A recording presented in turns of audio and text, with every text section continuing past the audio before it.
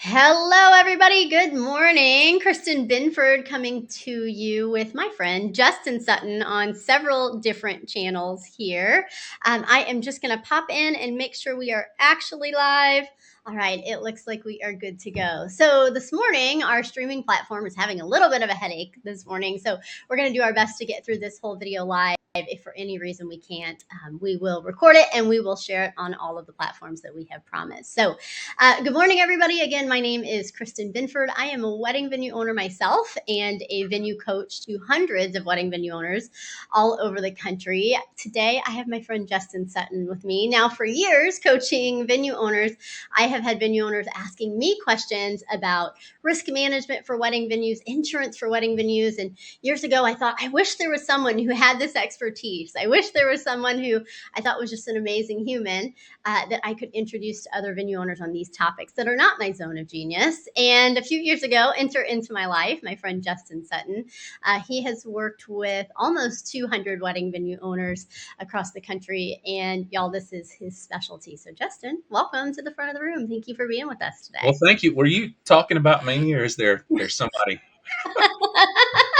Justin just did a live event that I was a guest speaker at, and he made me just as embarrassed when he said all sorts of kind things. So, Justin, you're welcome. The kind things are warranted. I Yeah. appreciate you bringing me on this morning to kind of share some knowledge that is roaming around in my head, and hopefully will help somebody. So that's the main thing here. I love it.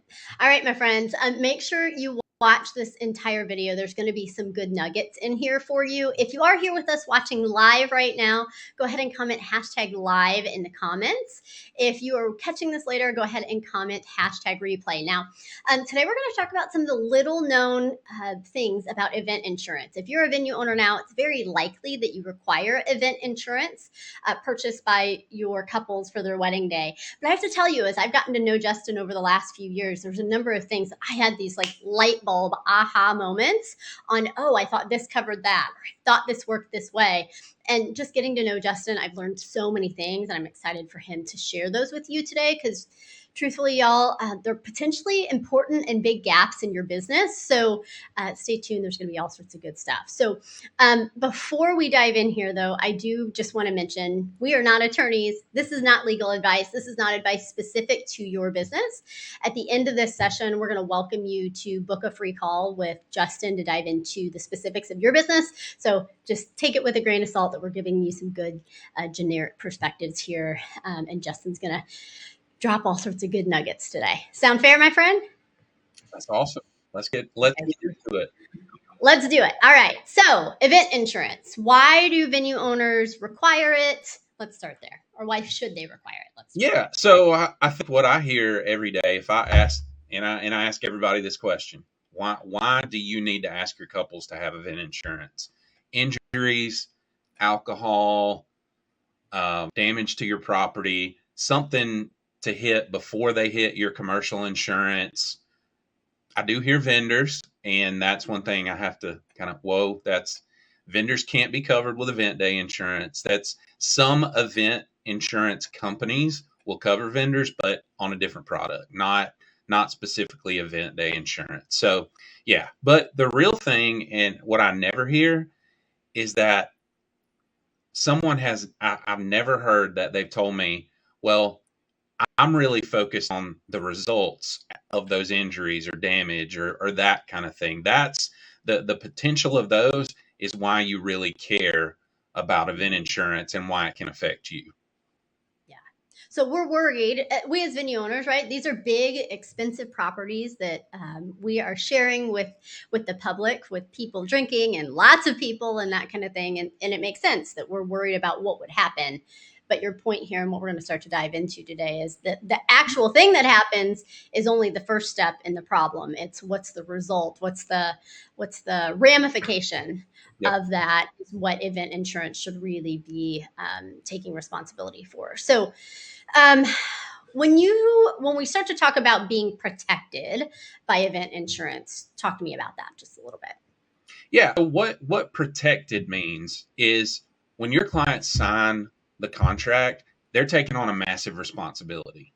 And that responsibility is making you whole in the event that any of those 5 things, injuries, alcohol issues, damage to your property, anything like that happens. So that's the real reason you care about event insurance, is that massive responsibility that could be from for respective members, officers, owners. The laundry list of damage, expenses, claims, costs, all of that stuff can add up in a hurry.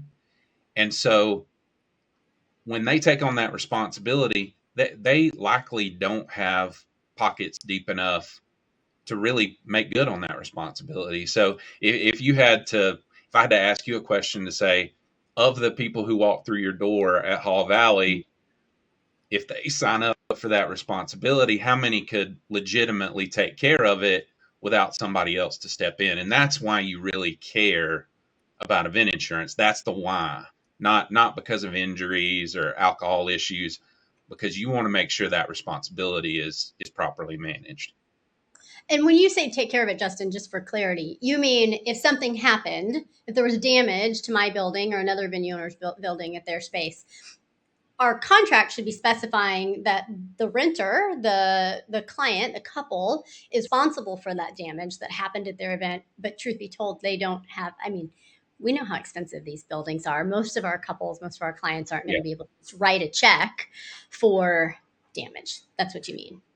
Exactly. And that's the gravity of that responsibility is not it. That's one thing you need to do as a venue owner. If you're not sure that your contract is making your clients have that responsibility, you need to go check it now. You need to pull it out and read it and make certain that's one thing that is totally taken care of.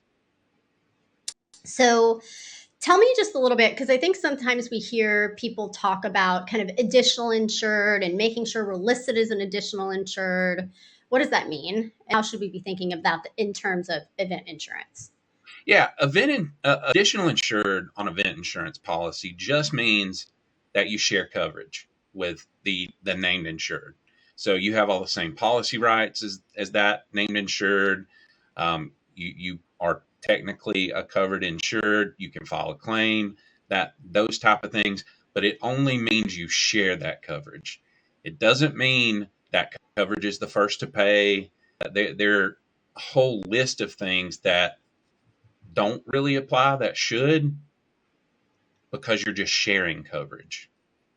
So on that, I just want to make sure that I'm clear, because I think this is a misconception for a lot of folks, and we'll get into this a little bit later. But so by requiring our couples to have event day insurance, is that the policy that is the first policy, right? And why is it that, what is the gap there that many venue owners aren't seeing?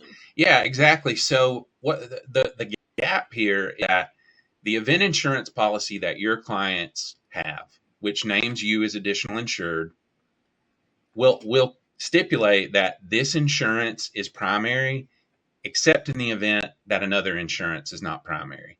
Your commercial insurance as a venue owner will also say this insurance is primary unless in the event another insurance is primary. So basically what you have is two companies that are taking the front seat, but not really. So we're leaving that completely open to interpretation, which is the real problem with just that additional insured, is that you have two competing interests here who are basically saying, well, we may be responsible, but we're not really going to own up to it if somebody else says they're responsible. You kind of have like these, Like uh, this one, no, it's this one, no, it's this one, yeah, right? exactly. It's totally back and forth, and so there needs to be some sort of mechanism to make sure somebody takes that front seat. And you, as a venue owner, wouldn't you want their policy to take the front seat? That's my argument. But to be fair and to be clear, their policy taking the front seat is not normal. That's not the No. way it just naturally happens, right? And that's part of what you've helped us with. That's part of what you've helped so many other venue owners with. So this kind of, I'm pointing at, this policy is pointing at this policy. This policy is pointing at this policy. Yeah, If it's that that's Spider-Man. blue, I that know, right? Spider-Man meme that they're all pointing at each other. Right. That's what your event insurance is now. Everybody's pointing at everybody else. And why do I care about that, right? Because as a venue owner, I could just hear that as, okay, great, we have lots of coverage. Why do I care that if that is not clearly specified? And there's two places for that, right? I've learned this from you. It's your contract, and it's also the particular policy that you require couples to buy. Why do I care as long as they have it? Well, that's the thing. If you're actively managing risk in your business, you want to divert that as much as you can before you're going to be impacted. The other reason here is a lot of times what we see, your business is not the only thing at the property. So you might own it personally. You may have an LLC that owns it personally. I can't tell you how many times I see a contract and there is no responsibility given to the event holder to take care of the owner of the property. And that's a really big issue too. So what we have to do is make sure that, number one, there's a policy that takes a front seat to yours. And then number two, that once that happens, their insurance company, which is within their right to ask you or any other involved entity or business to contribute to that claim. So that One thing you've talked to me about before, Justin, I would love if you would just share here today, is this kind of concept of if something happened at an event and maybe it's a guest that has an issue, gets injured, etc., right? And it's not specified which policy goes first. Then what happens? What does that look like? Why do I care? What's the ramifications of that? Yeah, there's in that event, there's no structure to the risk management mechanism. So basically what happens here is somebody gets hurt, their attorney decides, hey, we don't want to sue our friend. We're not really suing our friend. We're suing their insurance company.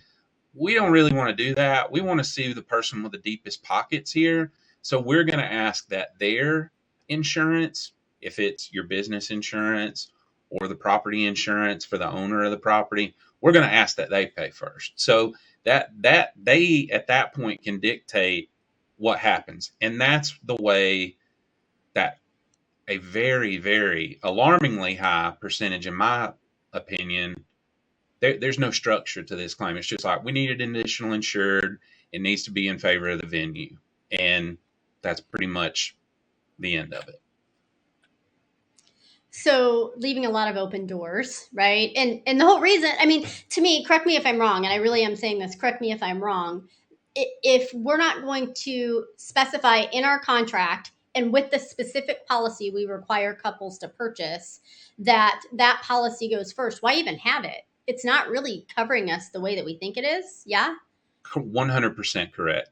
That is a truer statement has never been made with regard to event insurance. Like, basically what you're doing is, hey, we're sharing this blanket, but what happens if that person just decides to pull it off of all of, that's basically what can happen with just that additional insured status. It's not enough. So thank you. You're on the analogies today. Speaking of analogies, tell everyone about your sports analogy for this, or your game analogy. Yeah. So you, as a venue owner, are basically everyone who comes to your space. You are playing a game. So when you play that game, you're telling everyone who comes to the space, you need to bring a ball. The ball represents your insurance requirement. Vendors need a ball. Clients need a ball. Everyone needs that. The problem with this is you're going to have people who show up with a football and a soccer ball and a volleyball and a wiffle ball, and some just show up with no ball at all. And that's the problem. Is you're playing a baseball game at Wrigley Field, and you need a Major League Baseball that is covered in leather with seams 2 millimeters high, that has an MLB stamp on it, that is made of American cork. Like, these things are very, very important minutia, but most of the time I see when even with the correct things in the contract, 70% of the people who show up don't have what you ask for. And so that's the other part about this is you can ask for this stuff all day long, but unless you have a way of when that person gets to the field, they can pick a ready-made ball out of the basket and go onto the field, you're still going to have to interpret all of it. It's you're going to have to make sure they have what you need, and that's the other problem about this is yes, you can write it into your contract, but unless you have that ball ready to go to play with when they get there, you still may not get what you need. Does that Well, make and sense? I know it does make sense. And I know for myself, just speaking as a venue owner, one of the reasons why I was so grateful to meet you and for you to help us with this is simply because I don't know all of these things, right? Years ago, we used to allow people to use their homeowners, or we used to allow people to go find, there's various different kind of policies in the industry. And I just thought, okay, well, we required it, we're covered. They did A, B, and C, kind of the basics. Yep. Talk a little bit more about that and just kind of what the expectations should be both in the contract and in the policy. Yeah. So the first thing, right off the bat, like we spoke about earlier, you want to make sure their policy takes the front seat. That's the biggest thing. The second Can thing, I interrupt for just can I yeah, interrupt for just yeah. a second on that? Will every policy be willing to take the front seat? We've said that a lot. Go ahead. No, that's the other part about this. That those requirements are very specific, and if you're going to any old store, you're probably not going to get the ball you need. So that's the other part about this is it's a very specific ask. Only certain places that you get that will actually do it for you. So it's very important to pick the right place. Well, and from what I've understood from you in the past too, even the places, and when we say places, y'all, what we mean by that is different types of policies that you could get from different providers. A lot Correct. of them make it like if they're willing to take the front seat, they make it hard because they don't really want to take the front seat because now we're asking them to take responsibility that they would love to not ultimately take, correct? Well, and yeah, and that's the thing about this is the really important part is that they're going to take the front seat. They're again that they're also going to agree that they can't ask you to contribute to the payment of anything. That's another part within their rights as a carrier. They can say, "Hey, well, you're 30 or 40% at fault. We need you to take on the brunt of that. We're going to ask you to contribute that to the claim." And then furthermore, once the claim is paid, they can come back and say, "Hey, we paid that $1 million claim. We want the money back from you." And so that's the other part about this is there's it drastically increases the likelihood that they'll pay. It also, I mean, there's because of that, they charge a higher premium for it, and they don't want to make those balls just for people to pick out. Like it's not something that and that's why you never hear about it from any of those providers is it is truly helping to manage your risk better, but it's more I guess, for lack of a better term, dangerous for them because there's a higher likelihood that they can't recover from you or anybody else. Which makes me feel better as a venue owner, right? Good. Yeah, I mean, it literally gives me some stress, like even just talking about this, because I think back to, we didn't have all of this ironed out in our business when we started 10 years ago because we just didn't know. It's one of the reasons I'm grateful to know you. So, also, so one thing that you said is, there's a little bit more cost involved. And I just want to make sure I'm clear so we're clear with everybody listening in. There's a little bit more cost for couples to purchase a policy like this. And that's because go ahead. Yeah, that's because that carrier is retaining more risk. There's less likelihood that they can recoup their losses from you. So necessarily they have to charge a higher premium for it. So that's and generally speaking, the cost for a policy like this, and this is not across the industry. I mean, there are certain providers who do this very well. you're looking at somewhere in the neighborhood of $250. So that's kind of base level, and it can vary a little bit with guest count up or down. So I just want to speak from my point of view as a venue owner. When we went to requiring a policy that would take the front seat, I think the policy that we recommended before was about $180. So now we're talking about 250 kind of numbers here. I have to tell you, we have gotten zero pushback from that. It's just the way that I frame that to our couples is, this provides additional protection for you and for us, and it's industry standard. And I just want to know for venue owners listening in, that was a little bit of like I'm asking them to purchase a slightly more expensive policy, but I've gotten zero pushback, number one. And number two, to go back to what we said before, like, if I'm requiring them to purchase something, like, let's make sure it's something that we are actually going to get some good out of, not just sleep better at night, hoping and thinking that it covers it. Yeah, no, the hoping part of that is you need some certainty in your business. And this is the type of frame that you can put things in to give you more certainty, because with just that additional insured, there's really no certainty in that. It could be their policy that pays. It could be your commercial policy that pays. It could be you personally that pay, or your holding company for the property. Like, it's really anybody's guess because of the way things are structured with the, pointing with Spider-Man. So, well, and we would be remiss to say none covers everything, right? no, So there's not a perfect here, but it is about making the most informed choices that we can make to be as covered as we can be, from what yep, I've learned from you. Fair? Yeah. yeah, Okay, so here's the other thing. This is kind of a pain for many venue owners, right? Because you require couples to get it, but there's chasing involved. When do you require it? How far in advance? If it's something that you require at the last minute, it can feel like, oh, here's an extra expense that I forgot that I have. You might be getting more pushback from couples at that point. Tell me just a little bit. You've been so kind to share your time with us today. So thank you. For everybody who's here with us live, comment #live. If you're watching this later, comment #replay. But you've been so kind to share your time with us today, Justin. Tell us a little bit about Nuptial and how you all help solve for these challenges for venue owners, yeah, so we don't have to think about it. exactly. So first of all, you have to get the right structural requirements in your contract. That's number one. So helping build in that certainty in writing is very important. Um, that's the way we started this 6 or 7 years ago. Is, we just help people build in the right requirement in their contract and just kind of let them go wherever they needed to go to get what they needed.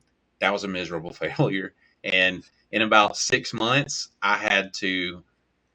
had to go back to the ball analogy later, from earlier, excuse me. We had to basically make a shelf that clients could just pick up what they needed. That minutia is just something that your clients do not understand. You from looking at, there's so many providers, you looking at 53 different certificates, you can't tell if they're meeting your requirement. That was kind of our experience. Is so much feedback. Is this what I need? Is this what I need? Is this what I need? And then the constant back and forth. And so that's one thing we also eliminate. So we're able to automate this whole workflow.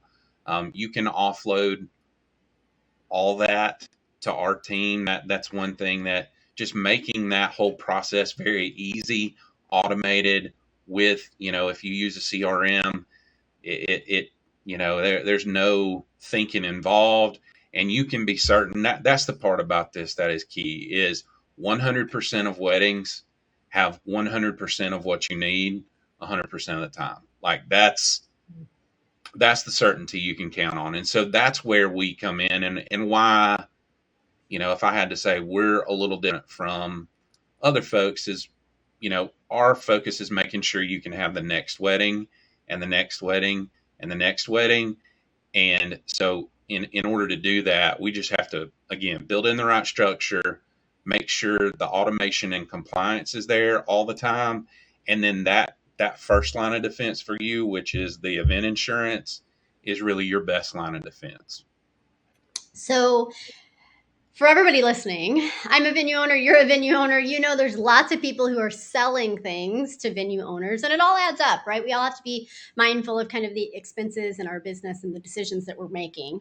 Justin, talk about kind of the investment for Well, venue owners. it's a super high investment for venue owners to work with us. It's $0. So basically, Bad dad jokes here. yeah, yeah, exactly. No, so my thinking here is, you know, this is something that again we can help you automate and make really really easy for your team and your staff, whomever. Like it's just something that is peace of mind and it gives you back time. That's the other thing. You only have so much of it. We have a whole workflow around this that is the human error, the human margin for error has been removed a little bit as well, but we also have that kind of personal touch as well. So I think that's the different experience here is we're helping you to get your contract the way it should be, the event insurance the way it should be, and we manage that whole compliance piece for you, so you don't have to worry about it. So, um, it's just I kind of think it's the way it should be. Yeah, no brainer. I don't know if you guys can hear this, but just Justin has become a dear friend. And what I want you to hear is that he really cares, y'all. You know, he started off just saying, here's what you need. Go find this policy 6 or 7 years ago. And what he saw was all the problems that we probably see still as venue owners, for those of you who aren't working with Justin, and what we saw before we were working with Justin. And you just said, there's a better way. And how can I do this in a way that serves venue owners, that serves couples, that makes it really easy? And I just think it's a no-brainer for someone to book a call Well, with you. yeah, There's and no additional cost. that's the thing. I mean, we're giving you back time. We're giving back you're getting that peace of mind that you can't get anywhere else. And I'll tell you a really really quick story. So last week, we took a look at an owner's contract. It was this long with the requirements. She sent us about a half a dozen certificates to look at. None of those certificates, absolutely zero, met the requirements that she stipulated in her contract, and she thought she was okay. And that's what we can give you back is again that certainty, and that's kind of why we're here doing what we do. Is it's that's about the first layer, and then the second, third, and fourth layers are other things that we do to help that. So Yeah. So good deal, my friend. Anything else you feel like I haven't asked you about today that you want to share while you've got the audience? I don't think so. I mean, I think that's pretty much it. Okay.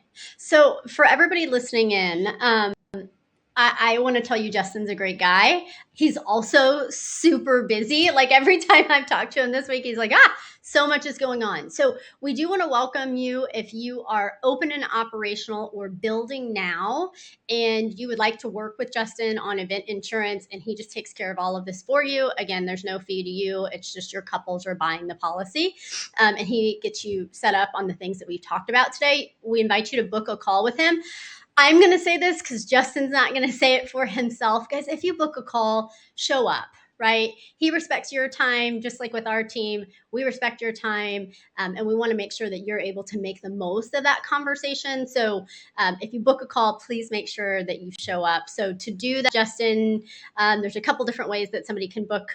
How long are these calls, by the way? 15, 20 minutes? Yeah, it's really short. I mean, I think we have 28 minutes booked on the calendar for some strength. I mean, it's usually less than 30 minutes. What you get is clarity on your contract immediately. That's one thing that we talk about. The other thing is an automation side of this that is, we'll take care of any sort of follow-ups. Like that's another part about this. And then the other thing is to make sure you're aware and informed of everything. There's a dashboard that you would log into and you can see everything, and it's all kind of right there at hand. So yeah, it's a super quick process. It's generally not super like rocket science. Painful. Painful. Yeah.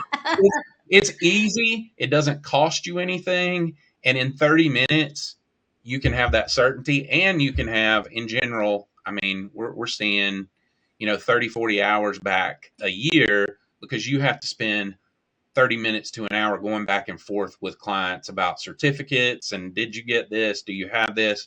That's all gone, falls away. So Love it, my friend. I yeah, love more time back in my day. I think everybody would. So to book a call on Justin's calendar for 28 minutes or less, how about that?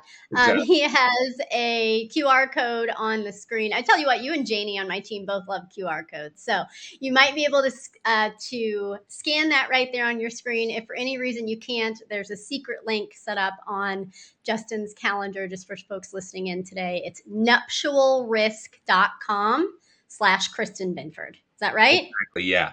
NUPTIAL risk.com/Kristin Binford. All one word, my friends. We'll make sure to get that in the comments here too, so that it's easy for you to just click on. Last time, I'm going to tell you, last time we did a session like this with Justin, I don't know, I think you booked 30 or 40 sessions and we're busy for weeks. So yeah, it was last July, August was it was busy. Banana towns. So I'm just saying this is not a false sense of urgency. I'm being honest. Get a call booked if you want to talk with Justin. Otherwise, you might have to wait for a minute. So cool. Kristin, thank you for today.